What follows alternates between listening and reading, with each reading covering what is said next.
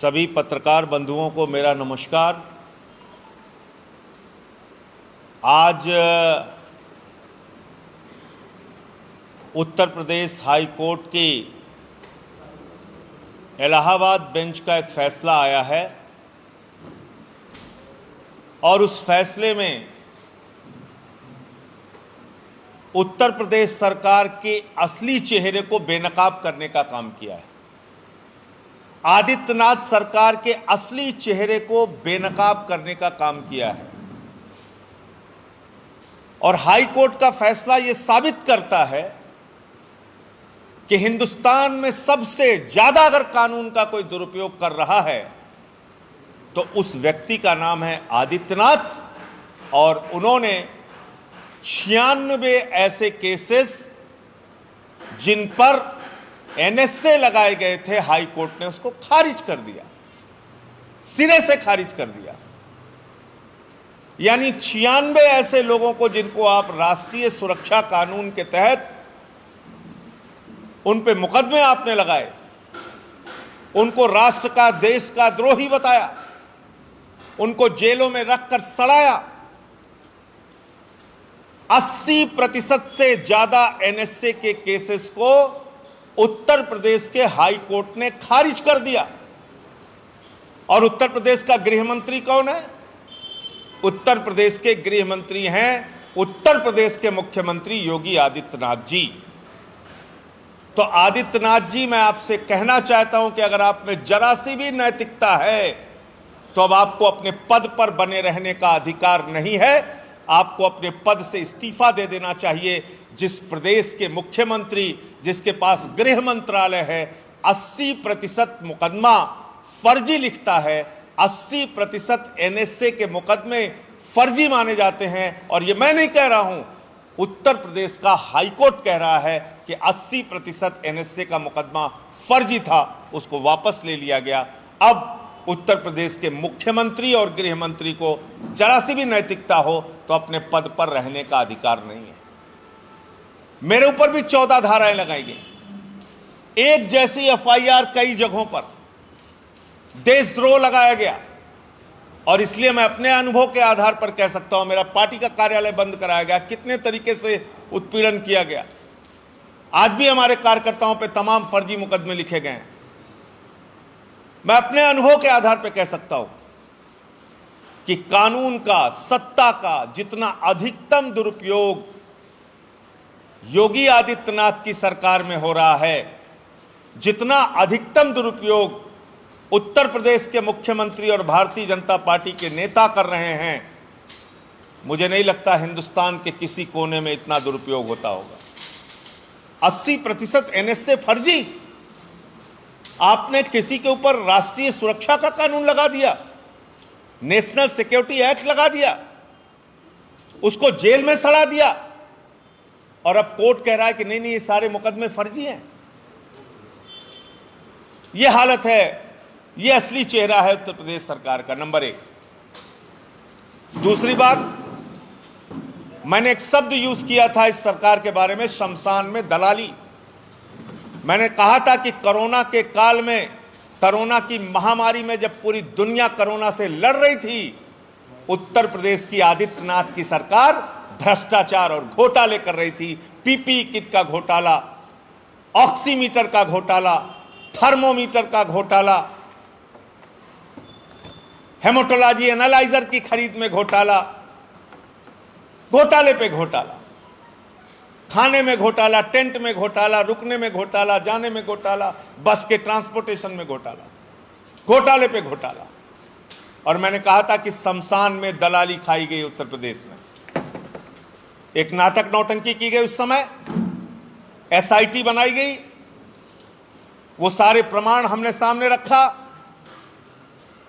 जिसमें 800 रुपए का ऑक्सीमीटर 5000 में खरीदा गया, 1600 का थर्मोमीटर 13000 में खरीदा गया, कई 100% कमीशन खोरी और घोटाला। और उस समय एक एसआईटी बनाई गई जिसका नतीजा आज तक क्या निकला किसी को मालूम नहीं।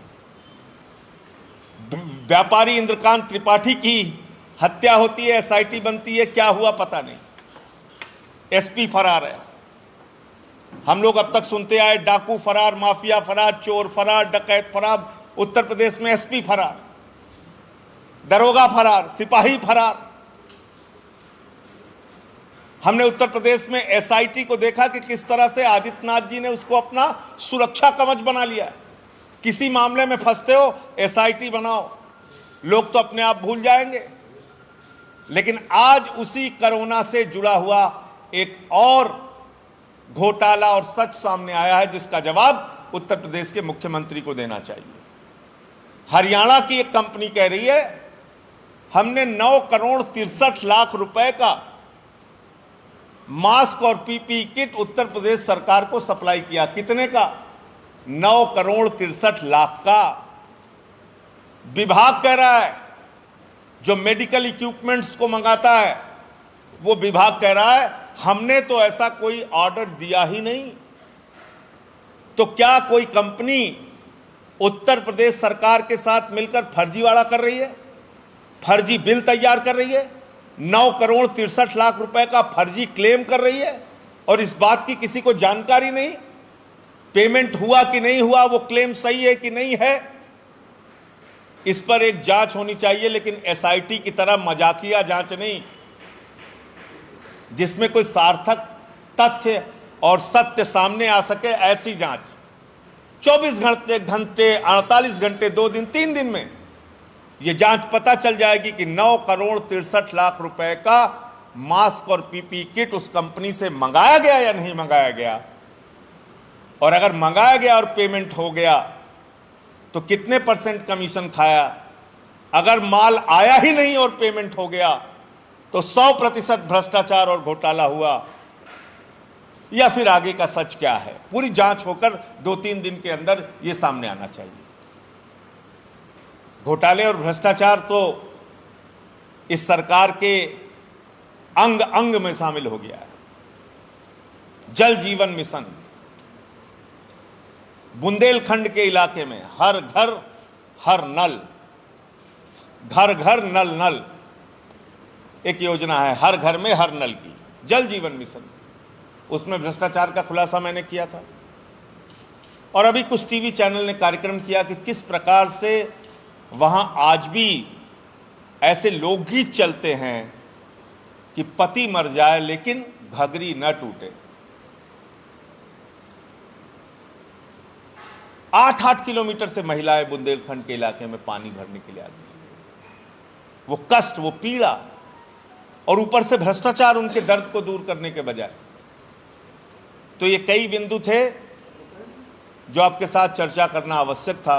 अब चुनाव के ऊपर आ जाते हैं। कल आदित्यनाथ जी ने एक तुगलकी फरमान जारी किया। कहने लगे साहब 5 आदमी से ज्यादा चुनाव में कहीं दिखना नहीं चाहिए। 5 आदमी से ज्यादा चुनाव में कहीं दिखना नहीं चाहिए, कोई प्रचार नहीं कर सकता। तो चुनाव आप क्यों करा रहे हैं? चुनाव बंद कर दीजिए। अगर बूथ की कमेटी की मीटिंग करनी हुई किसी को जिला पंचायत के चुनाव में, तो 100-200 तो उसके बूथ की कमेटी के मेंबर हो जाएंगे। अगर गांव के लोगों के साथ मीटिंग करनी पड़ी तो न्यूनतम 50 लोग हो जाएंगे। तो विपक्ष के चुनाव प्रचार को बाधित करने के लिए कोई भी प्रचार न करने पाए, इस मंशा के साथ, और कोरोना का डर नहीं बल्कि भारतीय जनता पार्टी को हार का डर सता रहा है। किसान आंदोलन के बाद भाजपा के प्रत्याशियों को गांवों में घुसने नहीं दिया जा रहा है।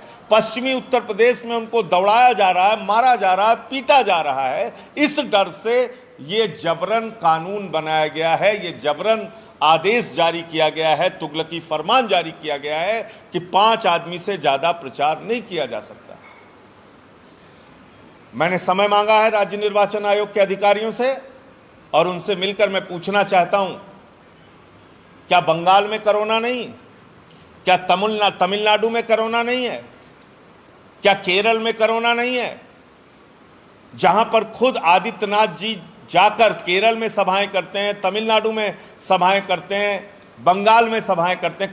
केरल में तो बहुत तेजी के साथ केसेस बढ़े हैं, वहां कोरोना नहीं है।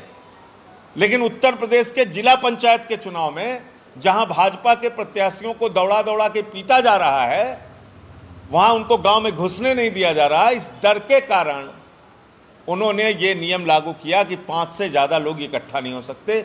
इससे भारतीय जनता पार्टी के नेताओं पर तो कोई कार्रवाई नहीं होगी, लेकिन विपक्ष की पार्टियां और निर्दलीय उम्मीदवार अपना प्रचार बिल्कुल नहीं कर पाएंगे।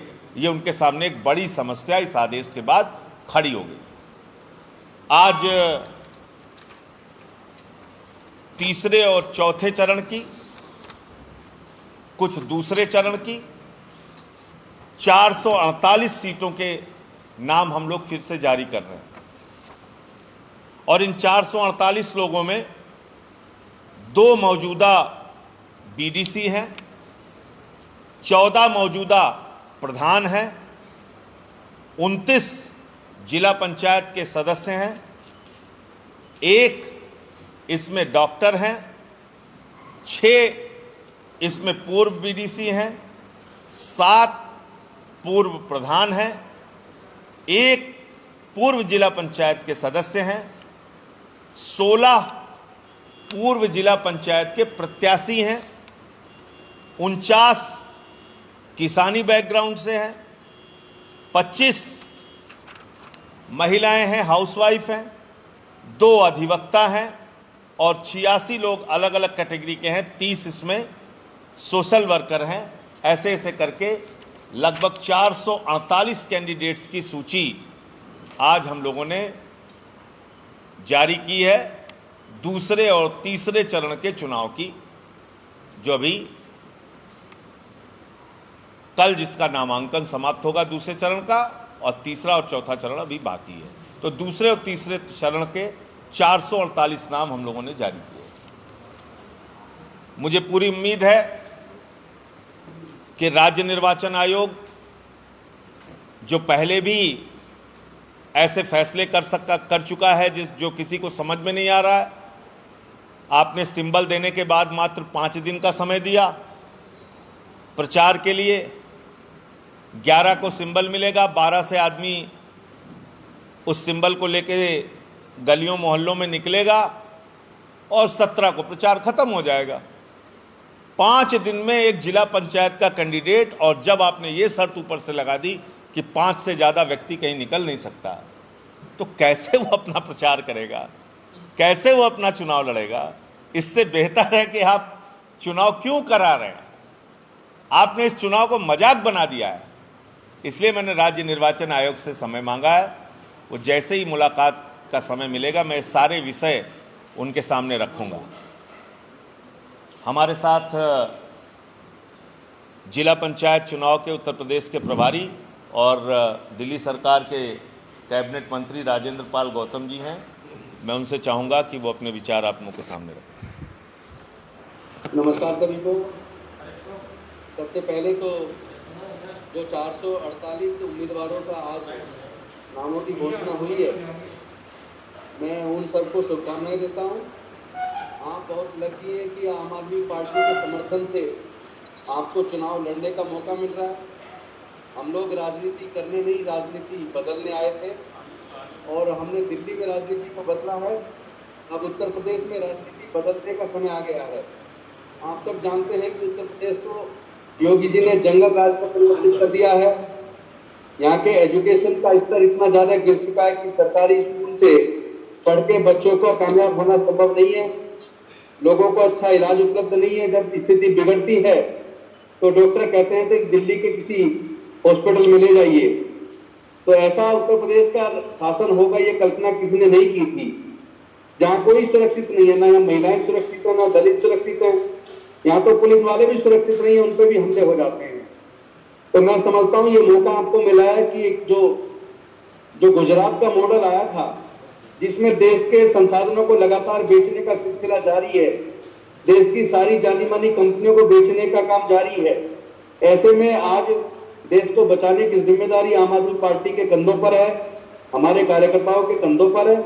मैं आप सबको आह्वान करता हूं कि आप लोग अपने, बेशक से चुनाव में समय कम दिया गया है, लेकिन जितना समय उसमें आप 24 घंटे काम करें, पूरी टीम बनाकर आम आदमी पार्टी के दिल्ली के काम के मॉडल को, अरविंद केजरीवाल के काम के मॉडल को लेकर आप गांव-गांव में घर घर जाए और अपने काम के मॉडल को घर घर तक पहुंचा दे कि किस तरह दिल्ली के अंदर शिक्षण संस्थानों में जबरदस्त काम हुआ है, स्वास्थ्य के क्षेत्र में, शिक्षा के क्षेत्र में, बिजली के क्षेत्र में, पानी के क्षेत्र में, और विशेष रूप से युवाओं को अपने सपने साकार करने के लिए जो जय भीम मुख्यमंत्री प्रतिभा विकास योजना के माध्यम से आईएएस बनने का जो सपना पूरा करने के लिए, डॉक्टर इंजीनियर बनने का सपना पूरा करने के लिए जो तमाम तरह की कोचिंग का खर्चा दिल्ली की सरकार उठा रही है, इस काम के मॉडल को लेकर आप गांव-गांव में जाइए तो निश्चित तौर पे आपको समर्थन मिलेगा। पूरे उत्तर प्रदेश में लोग डिमांड कर रहे हैं कि आम आदमी पार्टी आए और आपको मौका मिल रहा है कि आप यहाँ आम आदमी पार्टी के समर्थन से चुनाव लड़ रहे हैं। मैं आपको शुभकामनाएं देता हूं और आप जीत का सेहरा आपके साथ जरूर बंधेगा। और मैं जानता हूं कि ये जो सेमीफाइनल है, इस सेमीफाइनल में इतना जरूर हो जाएगा कि गांव-गांव तक आम आदमी पार्टी का संगठन खड़ा हो जाएगा और बहुत बड़ी मात्रा में हमारे कार्यकर्ता जीत कर आएंगे और उसके बाद 2022 में योगी जी को सत्ता से बाहर का रास्ता दिखाने के लिए और आम आदमी पार्टी की सरकार बनाने का सपना निश्चित तौर पर आप लोग पूरा करेंगे। धन्यवाद। हमारे साथ इस प्रेस कॉन्फ्रेंस में लखनऊ महानगर के अध्यक्ष अमित त्यागी जी हैं, हमारे SC/ST प्रकोष्ठ के प्रदेश अध्यक्ष पूर्व विधायक महेश वाल्मीकि जी हैं, ब्रिज कुमारी जी जो उत्तर प्रदेश की सह प्रभारी हैं वो हमारे साथ हैं, और हमारे प्रदेश के महासचिव दिनेश पटेल जी हमारे साथ हैं, वैभव महेश्वरी जी को आप सब लोग जानते हैं, हमारे प्रवक्ता हैं, मुख्य प्रवक्ता हैं उत्तर प्रदेश के। एक मामला और संज्ञान में है, वो कह के अपनी बात को ख़त्म करूंगा, फिर आपके सवाल। अपराधीकरण उत्तर प्रदेश में इस कदर बढ़ गया है कि मुझे एक कवि की लाइन याद आती है कि किस रावण का शीश उतारूं, किस लंका में आग लगाऊं, घर घर रावण घर घर लंका, इतने राम कहां से लाऊं। यह हालत हो गई उत्तर प्रदेश की। यह बागपत की घटना है।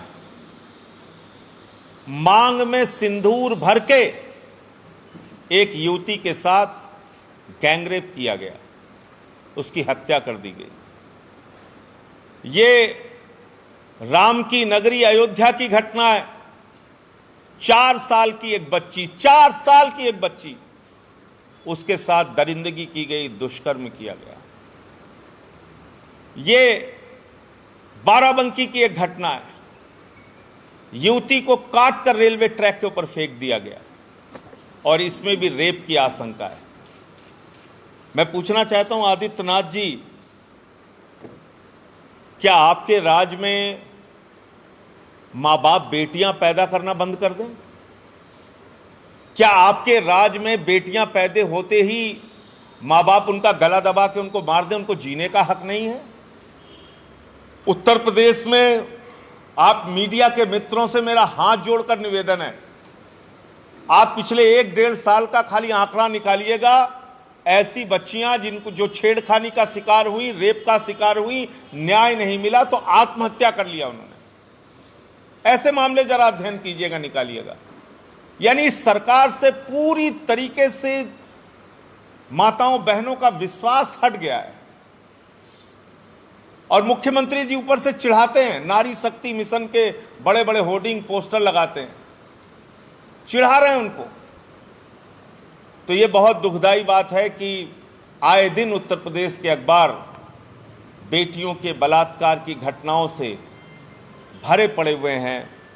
आदित्यनाथ जी, आप तमिलनाडु, बंगाल, केरल के प्रचार से अगर फुर्सत पा गए हों तो थोड़ा उत्तर प्रदेश में रुककर यहाँ की कानून व्यवस्था के बारे में भी सोचिए और इसका कुछ समाधान कीजिए। संजय जी, उत्तर प्रदेश की बात करें, आपने कहा कि अपराध चरम पर है, लेकिन देखा जाए एक माफिया डॉन एमएलए को लाने के लिए 150 पुलिसकर्मी जाया करते हैं और वहां से लेके आते करोड़ों रुपए जो खर्च हो रहा है एक की सुरक्षा व्यवस्था को लेके, अगर वो पैसा किसी गरीब या कोरोना जैसी वैक्सीन में लगाते जाए तो क्या क्या समझें? देखिए, पैसा वैक्सीन में और कोरोना में कैसे लगेगा? पैसा तो घोटाले में लगना है, भ्रष्टाचार में लगना है। 800 का माल 5000 में खरीदना है, 1600 का माल 13000 में। मैंने तो आपको सारे आंकड़े दिए। तो इस सरकार की प्राथमिकता क्या है, ये हमें समझना पड़ेगा। भारतीय जनता पार्टी की प्राथमिकता वही प्राथमिकता है जो अंग्रेजों की थी। अंग्रेजों की प्राथमिकता क्या थी? बांटो और राज करो। काले अंग्रेजों की प्राथमिकता क्या है? बांटो और राज करो। समाज में नफरत फैलाओ, हिंसा फैलाओ, दंगे कराओ, फसाद कराओ, भाई को भाई से लड़ाओ, समाज को बांटकर राज करो, सत्ता हासिल करो। अगर सरकार बनती है तो ठीक है, नहीं तोड़फोड़ करके करो। तोड़फोड़ करके भी नहीं बनती तो कानून बदल दो।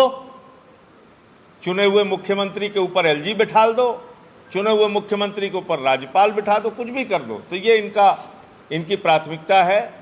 मैं ये कहना चाहता हूं, किसी भी माफिया पे, किसी भी डॉन पे, किसी भी अपराधी पे अगर आपकी सरकार कार्रवाई नहीं कर पा रही है, आप फास्ट ट्रैक कोर्ट बनाइए, मुकदमे चलाइए, न्यायालय के तहत उसके फैसले आने दीजिए।